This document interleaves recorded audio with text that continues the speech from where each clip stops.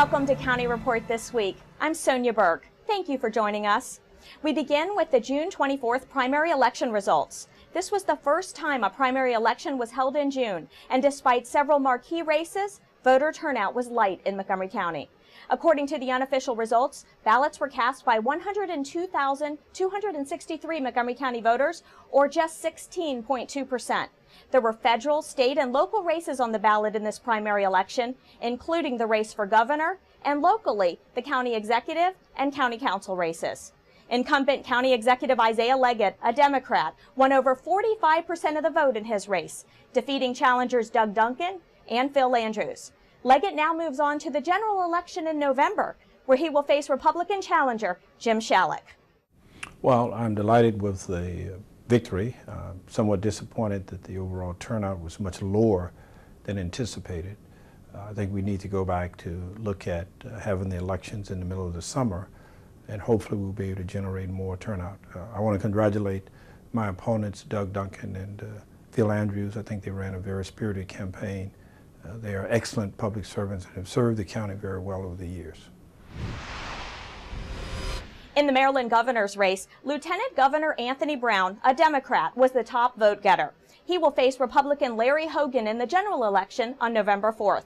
There were also some big winners in the county council race to report. Susan Kennedy is here with an update. Sonia, most likely 7 of these 9 county council members will be back to serve another 4 years. But in District 3, that seat could be filled by Sid Katz. And in District 5, well, right now that vote is too close to call. The former mayor of Gaithersburg handily beat his challengers in the race for the seat held by Phil Andrews for the past 16 years. Katz captured 41% of the vote, beating Tom Moore by more than 1,000 votes. I think that everyone who ran in this race ran a very, very solid race. I mean, everybody worked hard. There was a lot of activity. I had never actually run for office this way. I've always run nonpartisan, so it was a partisan race. There was a lot of differences. But I think people, at the end of the day, realized that 36 years of experience is something that they would like to see, working with the other fine members of the county council. In the District 5 race, former delegate Tom Hucker is holding on to a lead over Evan Glass by a little more than 200 votes.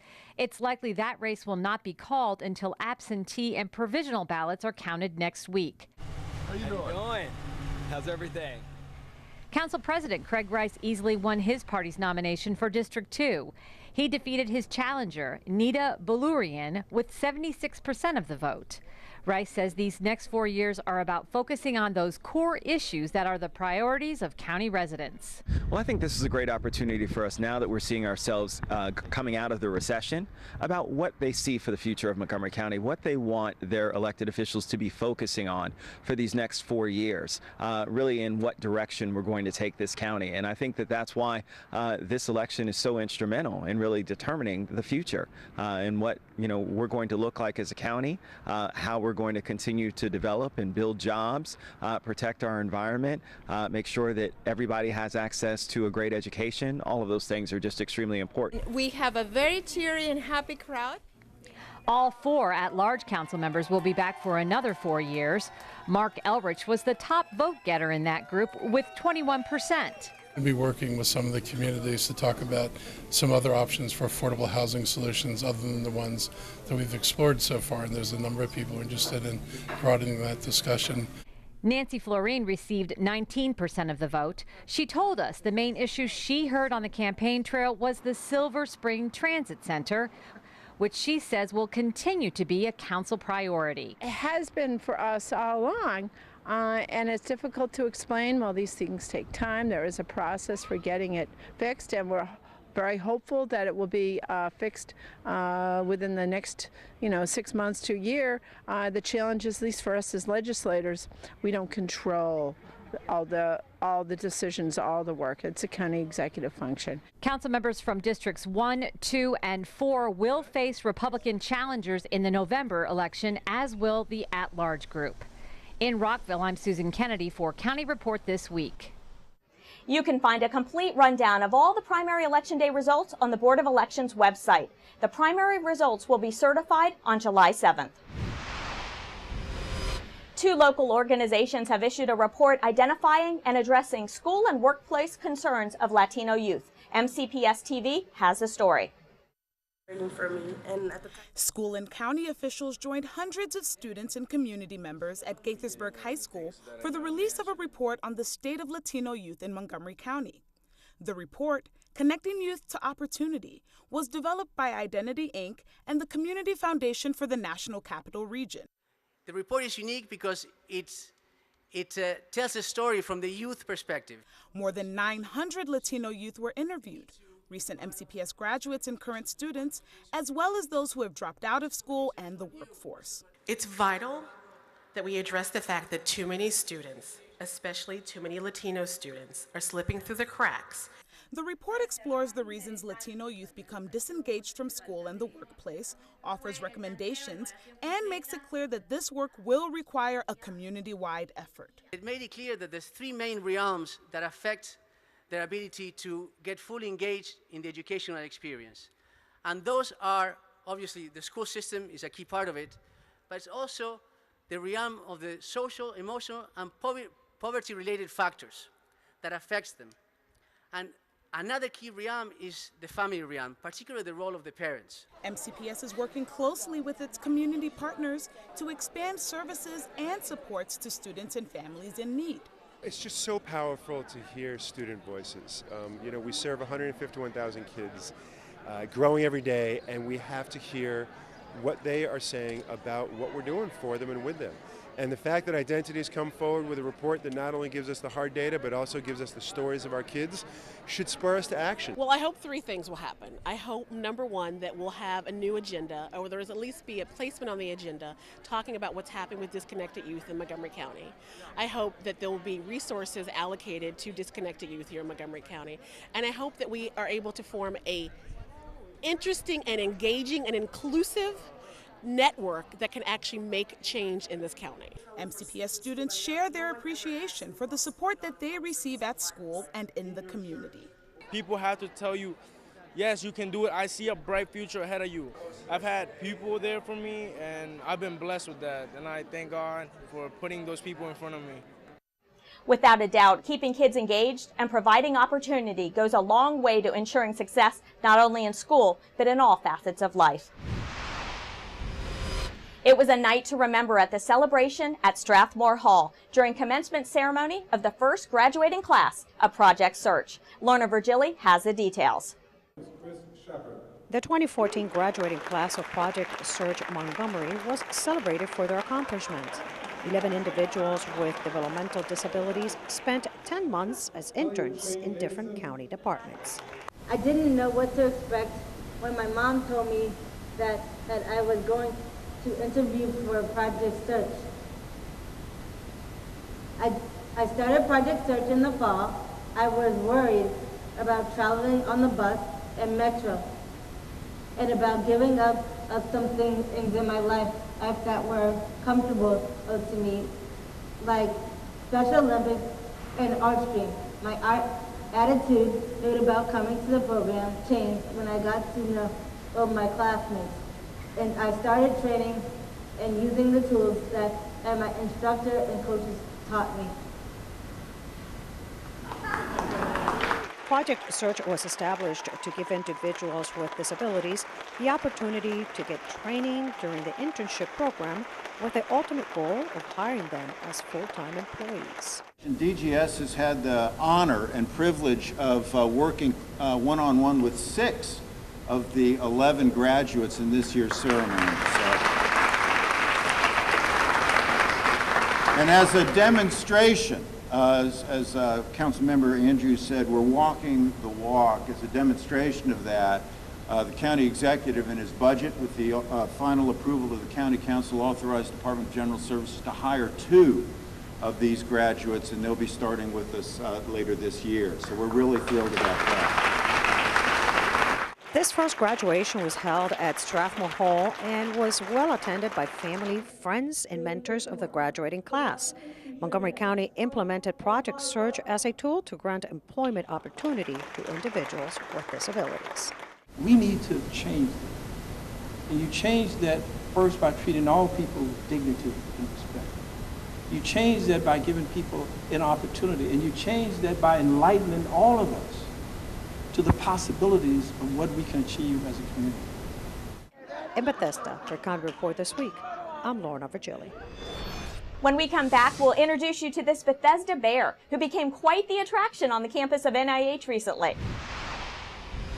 And later, we'll have the latest from Tiger Woods, who's back in action at the Quicken Loans National in Bethesda. Stay with us. We're coming right back. Are you sure they can recycle us, Clamshell? Hey, Dome, we're on a new recycling postcard. I can't wait to make a new start. Maybe I'll be a red carpet at a big premiere. And I'll get to paint the White House. Shh, here he comes. Now you can recycle more plastics in Montgomery County, including #1 PET plastics such as clamshells, deli containers, trays, lids, domes, and cups. We're in! For more information on recycling, contact the Montgomery County, Maryland Division of Solid Waste Services at 311. The wait is over. Recycle more plastics today. Did you know there are more than 10,000 county government phone numbers? But there's only one number you need to remember for non-emergency calls, 311. MC311 is Montgomery County government's online telephone information system. Need information? Have a problem or complaint? Trying to locate a county government facility? Call 311. The call center is open Monday through Friday, 7 a.m. to 7 p.m. The website is available 24 hours a day, 7 days a week. Welcome back to County Report This Week. I'm Sonia Burke. A black bear took a trip up a tree last week at the campus of the National Institutes of Health in Bethesda before being transferred back to more familiar territory. MyMC Media's Valerie Bonk has more in this wild story that captured the attention of many of us. There's a different kind of excitement in Bethesda as a bear romped through the NIH campus and ended up in a tree.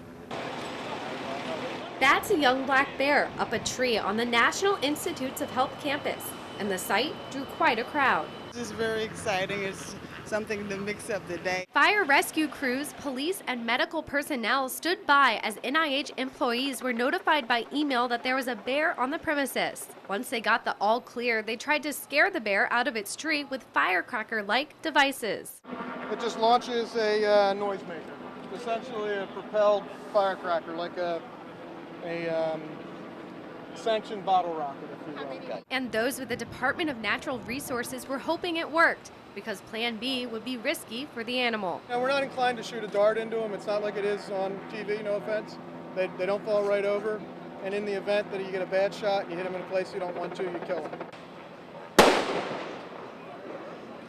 And after close to 3 hours, the approximately 1.5-year-old 100-pound bear started his descent, climbing down the tree and heading through the woods on the NIH campus.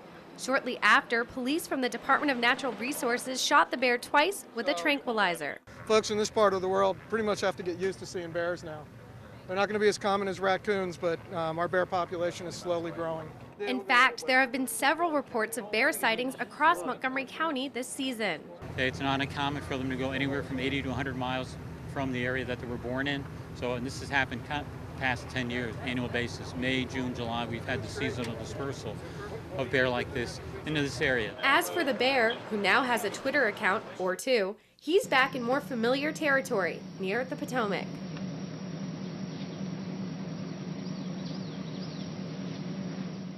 For County Report This Week, I'm Valerie Bonk. Montgomery County Fire Chief Steve Lohr has kicked off a Summer of Safety campaign in order to provide residents with seasonal safety tips. And one of the hot topics of this campaign is the importance of pool safety. Chief Lohr joins us now with more. Chief? Today I want to talk to you briefly about pool safety and provide some reasonable recommendations to ensure your safety in and around swimming pools. First of all, learn how to swim. Make sure your children receive swimming lessons and learn how to react in and around pools. Never leave children unattended. There's absolutely no substitute for parental supervision or supervision of any type around pools. And know your limits. Avoid the dangerous twos.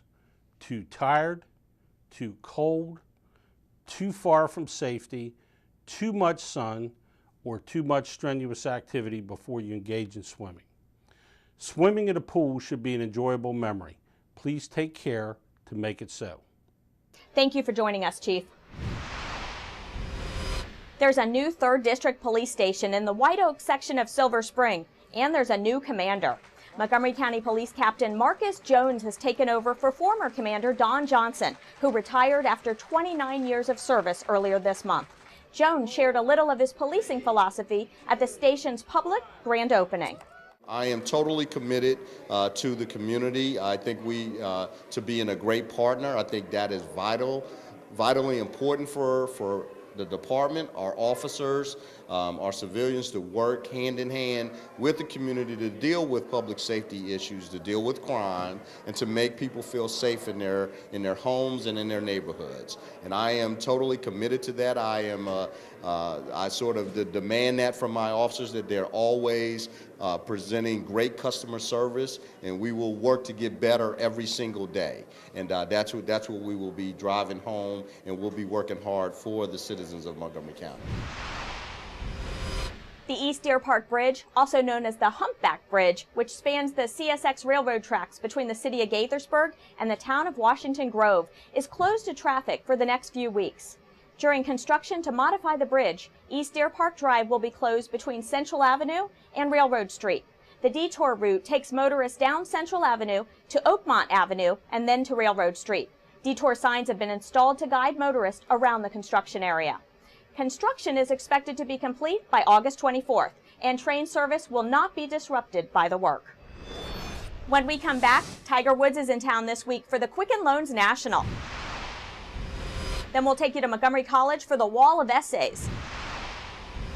And finally, a look at the state's long course swim championships right here in Rockville. We'll be right back.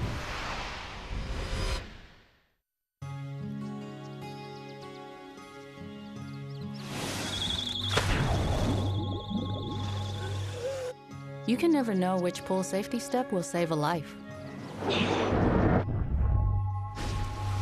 Until it does. No matter how safe you feel, adding multiple safety steps can mean the difference between a close call and a call to 911. Simple steps save lives. To learn some new ones, visit poolsafely.gov. So, I'm kind of new here, but I've noticed a trend. My human does this funny thing where she goes around and gets all my toys, and then she hides them in that basket by the door. But it's always the same basket, and it's always in the same place. And then she acts so surprised when I find them, but, she's putting them in the same basket. Again. It's like, hello, that's where you put it last time. You were the worst at hide and go seek.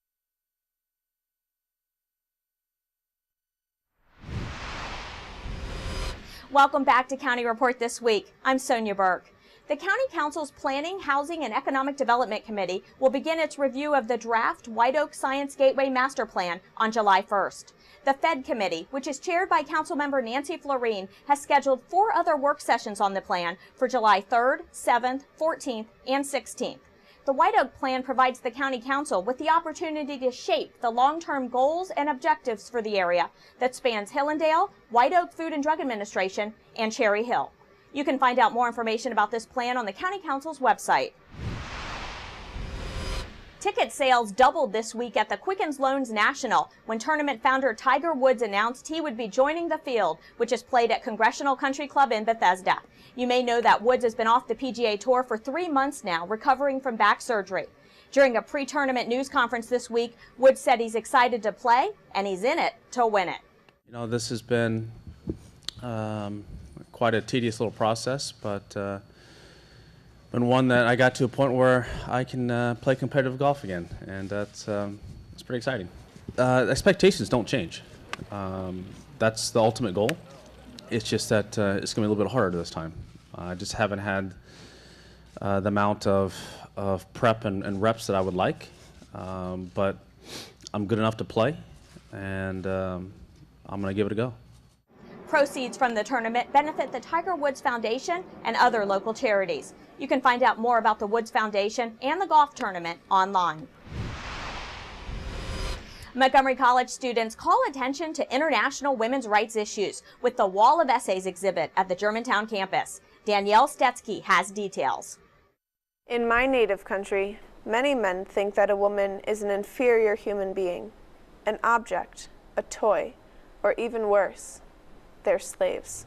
This passage was taken from an essay displayed in the 2014 Wall of Essays at the Montgomery College Library in the Germantown campus. The Wall of Essays is a project created by professors Anne Sally and Joanne Bagshaw. It involved English and Women's Studies students and the American English Language Program. This is our second annual Wall of Essays.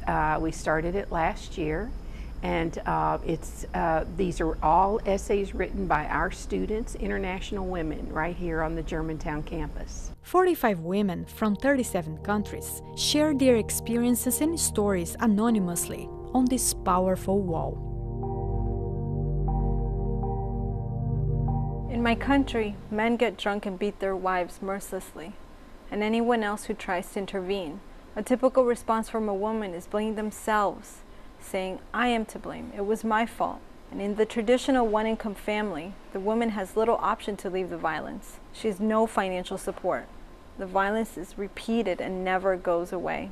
According to the World Health Organization, an average of 30% of women who have been in a relationship report that they have experienced some form of physical or sexual violence by their partner. In my country, women are humiliated, threatened, and forced to have sex. If a woman refuses to obey a man, she is beaten, burned, and even disfigured. Angela and Zoe are international students, and both have taken classes with Professor Anne Sally. They have read all essays on the wall. I thought they were really good. They really touched me. They're like the stories of every individual that wrote an essay was really brilliantly written. Women is like really strong, and we need to support this.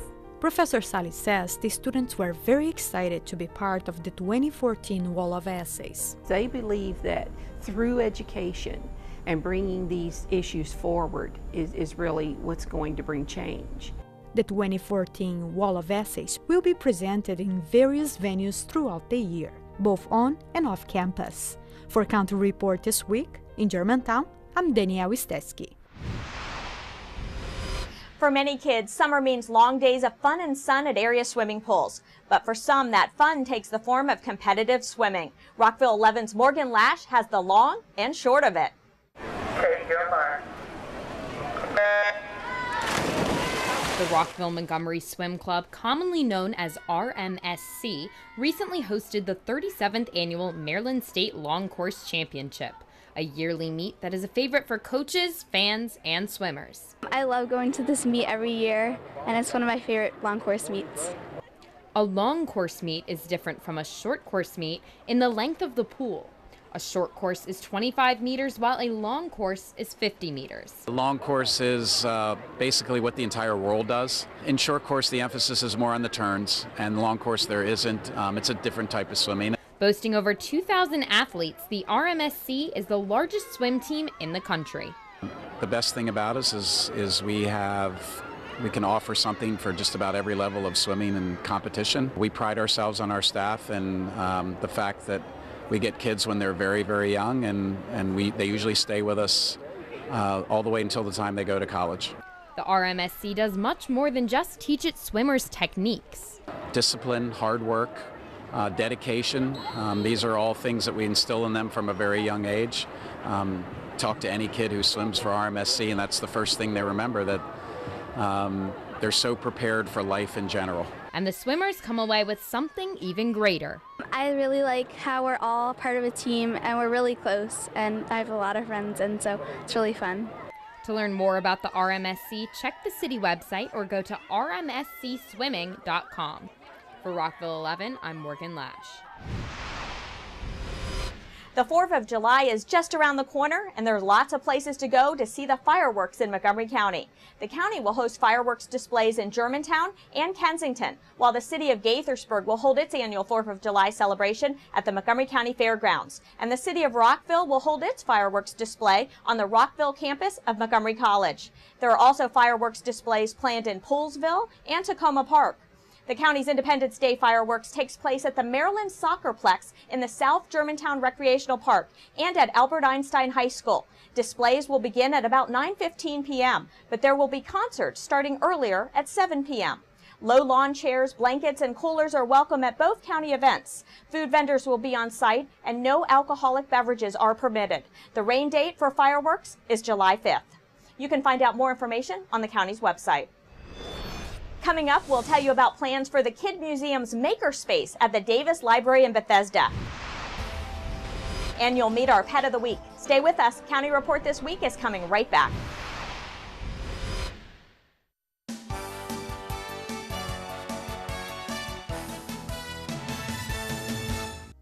Order your tickets now to celebrate 37 years of great summer dinner theater at MC. This summer's musicals are the hilarious Seussical the Musical and the highly acclaimed Les Miserables. Order tickets online or call the box office to reserve your seat. And 2 MC teams are hosting clinics for kids this summer. MC's women's basketball team offers week-long sessions through July 25th, and MC's men's soccer team is holding week-long sessions through July 31st. Registration for summer and fall classes at Montgomery College has begun, so now's the best time to sign up for the classes you want when you want to take them. Register in person at any of our 3 campuses or online anytime, 24 hours a day.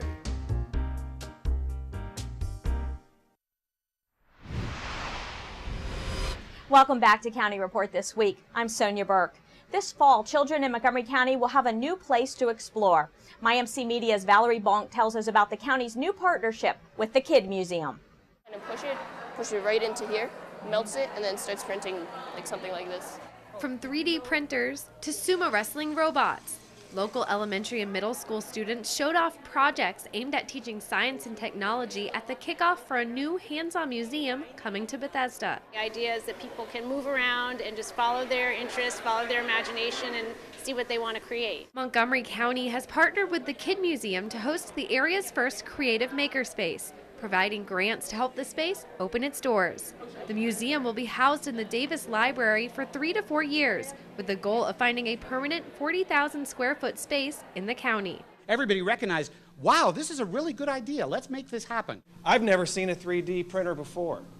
How appropriate that right here in the Kids Museum is the first place that I've ever seen a 3D printer. That's what this place is all about. So many kids are going to come through here, and I'm going to be back here all the time with my own 2 boys. I know it. Keep in mind, we will have a permanent museum here in Montgomery County to build on for the future. For Cara, a volunteer who dedicates much of her time to encouraging the next generation to create an event, she's grateful to see the idea come to life. This has been an idea long in the making. We don't have a resource like this for children and families that's accessible for people in their daily lives. And for children in the area, they're looking forward to having a new place to learn. Really excited. I came in here. It's awesome. I saw the plan for it. I'm really excited for it. I really like their ideas and how they just take simple things and make them into like these cool machines. Admission to the museum will be $8 a person, with discounted programs available for groups. For County Report This Week, I'm Valerie Bonk.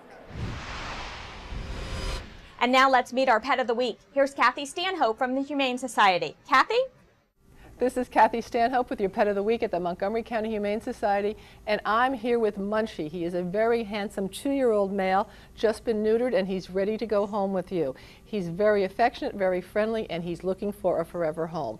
Visit him on the web at mchumane.org or give us a call for information at 240-252-2555.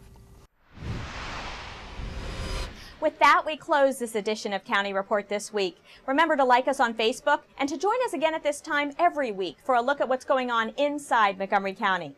We leave you now with some scenes of primary election day as voters cast their ballots in Tacoma Park. I'm Sonia Burke. Thank you for watching.